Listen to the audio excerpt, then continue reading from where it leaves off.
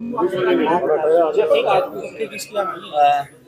महोदय, आर्थिक सुधारों पर सेमिनार था। क्या लगता है कि जो भारत सरकार ये कह रही है कि हम तीसरी अर्थव्यवस्था बन जाएंगे, तो क्या उस ओर देश जा रहा है? नहीं, देखिए, वो तो जो दिशा है वो बड़ी स्पष्ट है। हम अब 5वें स्थान पे तो आ ही चुके हैं और चौथा स्थान जो है वो तो मुझे लगता है शायद 1.5-2 वर्ष में ही हासिल हो जाएगा।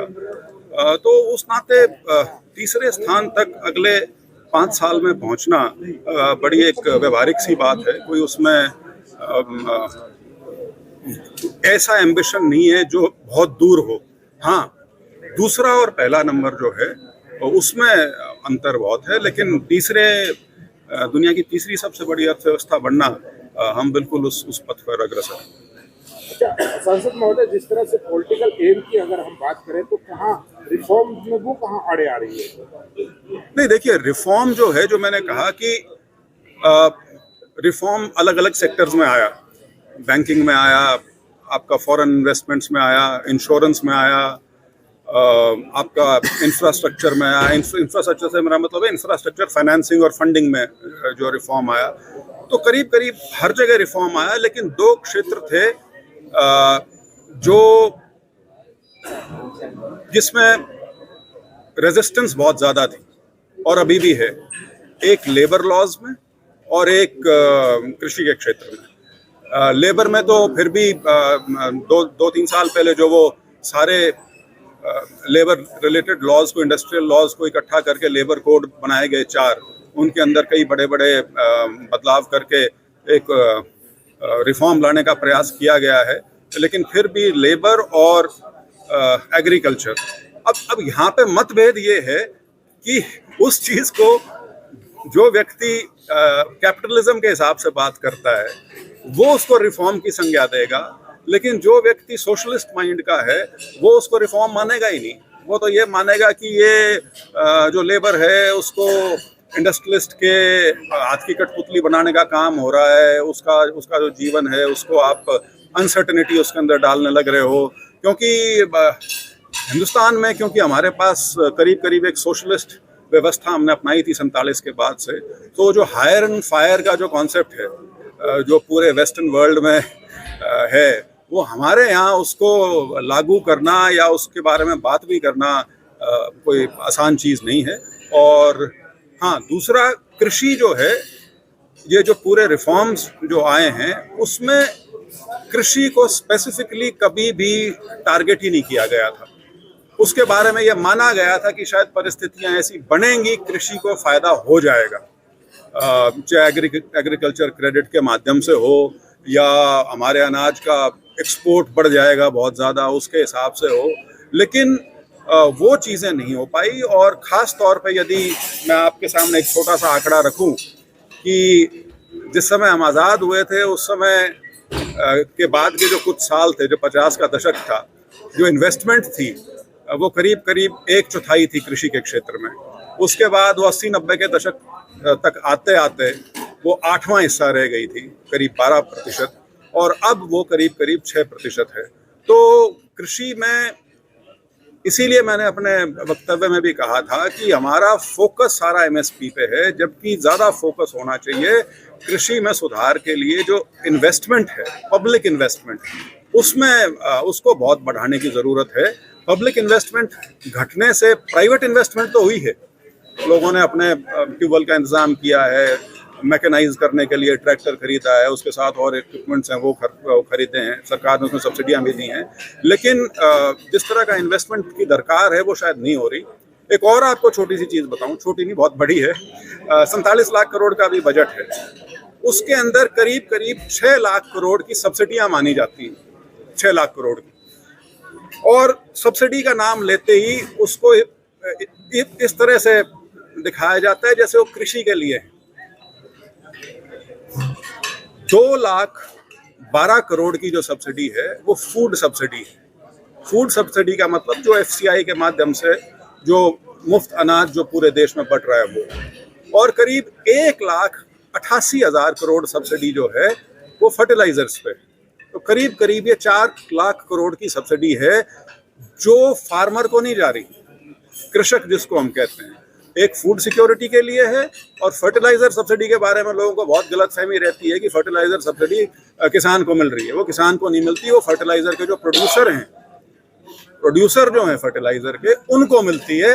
वो ठीक है कि उसके माध्यम से किसान को आगे फर्टिलाइजर सस्ता मिल सके, लेकिन सब्सिडी का जो भोग है वो जो फर्टिलाइजर प्रोड्यूसर है उसका है। तो ये कुछ चीज़ें हैं जो देखने की आवश्यकता है, और कृषि के क्षेत्र में पब्लिक इन्वेस्टमेंट को दोबारा से उभारने की आवश्यकता है। अन्यथा बाकी जो इश्यूज हैं कृषि से संबंधित वो तो बहुत सारे हैं ही। आप जिस तरह से पार्लियामेंट में बैठते हैं, पार्लियामेंट में अक्सर ये जिक्र होता है कि हम 5वीं अर्थव्यवस्था बन गए हैं, लेकिन कहीं न कहीं उस चीज का जिक्र नहीं होता जहां 2014 में 55 लाख करोड़ का कर्ज देश पे था। आज वही जो कर्ज है वो 205 लाख करोड़ का हो। नहीं, देखिए, मैं खैर उस बहस में इसलिए नहीं जाना चाहता क्योंकि इसका सीधा सा जवाब तो आमतौर पर ये होता है कि ज़्यादा कर्ज उसी अर्थव्यवस्था में इंटरनेशनल, खासतौर पर जो विदेशी लोग हैं, डालते हैं जहाँ पे उन्हें उसके रिटर्न की संभावना नजर आए। अब मैं एक और उदाहरण दूं आपको, जो 80 का दशक था, 80 के दशक में भी जो हमारी ग्रोथ थी वो 5% के आसपास की थी, और 90 का जो दशक था रिफॉर्म्स के बाद का, उसमें वो प्रगति दर जो थी वो 6.1% थी। तो इतना ज़्यादा फर्क नहीं था अगर हम आंकड़ों की बात करें। लेकिन जो 80 के दशक की जो ग्रोथ थी वो एक्सटर्नल डेट पे आधारित थी। आप पैसा लिए जा रहे हो बाहर से, और उसका नतीजा वो हुआ जो 1990-91 का क्राइसिस आया कि आपके पास, आप पैसा तो लिए जा रहे थे लेकिन उससे इकोनॉमी में कोई ग्रोथ नहीं थी, जिस वजह से वो पैसा जब आपको वापस करने की बात आई तो आप करीब करीब कंगाली की हालत में थे, जिस वजह से आपको अपना सोना भी गिरवी रखना पड़ा। आज के दिन वैसी कोई स्थिति नहीं है। यदि मैं बात करूं सिर्फ बैलेंस की, ये फॉरेन एक्सचेंज का, मतलब डॉलर्स, वो हमारी करीब 625 करोड़, कितना हो गया, 675 बिलियन डॉलर, तो नहीं ज़्यादा हो गया, वो आंकड़ा में गड़बड़ा गया 6,75,000 करोड़ के आसपास का हमारा आज के दिन फॉरेन एक्सचेंज रिजर्व है।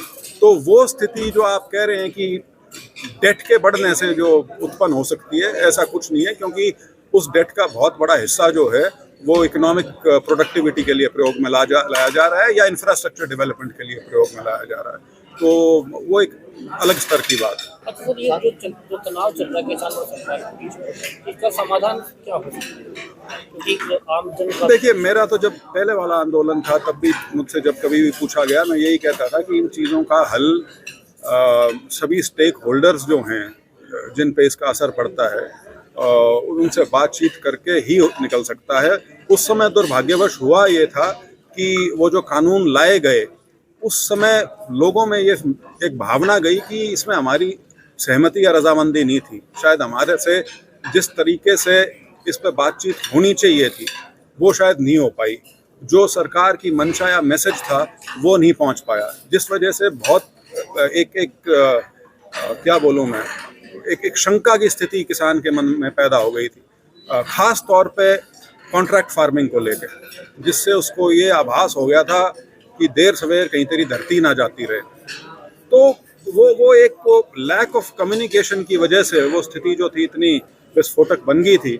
खैर उसका सही समय पे वो वापस ले लिए गए तीनों कानून, और वो स्थिति उस समय तो हट गई। लेकिन अब जो इश्यूज हैं उनमें और उस आंदोलन में फ़र्क ये है कि वो आंदोलन था उन 3 कानूनों के खिलाफ। ये अब जो आंदोलन है ये उस आंदोलन के समय जो और मुद्दे रखे गए थे साइड के, ये उनसे संबंधित है। हाँ, लेकिन एमएसपी का इसमें मेन मुद्दा है। तो मुझे लगता है कि कोई ना कोई हल निकल जाएगा बातचीत से। जो प्रस्ताव रखा है सरकार के, जैसे 5 फसलें इस तरह की रखी गई, और इस तरह की दालें और कपास इस तरह के, लेकिन जो किसान कह रहा है कि जो भूगोल की स्थिति देखें तो अलग अलग जो राज्यों में अलग अलग जो फसलें होती हैं, तो तमाम जो फसलें हैं उसको लेकर एमएसपी की गारंटी चाहते हैं, और जो खर्च है किसान का वो माफ। मेरा आपसे सीधा सा सवाल ये है कि ये आंदोलन हमारे अलावा और कहाँ होगा? ये एमएसपी की सुविधा क्योंकि इस इलाके को करीब 5 दशकों से मिली है, इसलिए ये जो एक भावना आती है वो इस इलाके में ही ज़्यादा है। बाकी देश में तो एमएसपी की तर्ज पे वो गए नहीं हैं। तो